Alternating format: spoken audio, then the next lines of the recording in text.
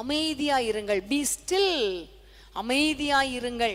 சில சமயம் ஆண்டவர் சொல்லுவார், நீங்க யுத்தம் பண்ணுங்க, நீங்க யுத்தம் பண்ணுங்கன்னு சொல்லுவார். அப்போ நம்ம யுத்தம் பண்ணணும், கர்த்தர் அமைதலை உண்டாக்குவார்.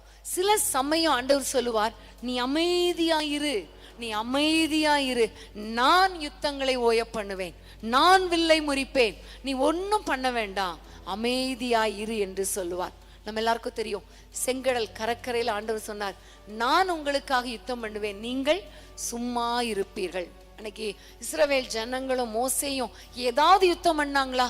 பட்டயத்தை எடுத்தாங்களா? வில்ல ஓங்குனாங்களா? இல்லையே, ஒண்ணுமே செய்யல, அமைதியா இருந்தாங்க.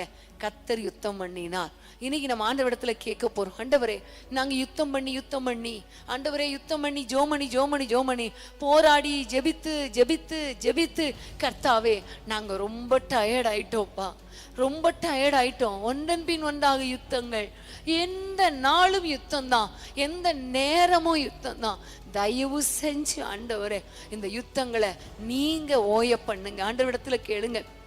அன்னைக்கு எப்படி செங்கடல்ல பார்வோனையும் அவன் சேனையும் ஆண்டவரே அமிழ்த்து போட்டாரோ, அந்த எல்லா யுத்த வீரர்களையும் ரதங்களையும் அந்த செங்கடல்ல அழுத்தி போட்டாரோ, அமிழ்த்து போட்டாரோ, அதே மாதிரி நீங்க சொல்லுங்க, அப்பா எங்களால யுத்தம் பண்ண முடியாது, நாங்க யுத்தம் பண்ணி ரொம்ப சோர்ந்து போயிட்டோம், இப்ப நாங்க அமர்ந்திருக்கிறோம், ஆண்டவரே நீங்க யுத்தங்களை ஓய பண்ணுங்க, எங்களால முடியல, எப்படி யுத்தம் பண்றதுன்னு கூட தெரியல, இந்த பிரச்சனைக்கு என்ன செய்யறதுனே தெரியல, ஒன்னே ஒண்ணு செய்யறோம் ஆண்டவரே, நாங்க அமர்ந்திருந்து நீங்களே தேவன் என்று அறிந்து கொள்ளுங்கன்னு சொன்ன வசனத்தின்படி நாங்க அமைதியா இருக்கிறோம், நீங்க யுத்தம் பண்ணுங்கப்பா. எல்லாரும் கேட்கலாமா?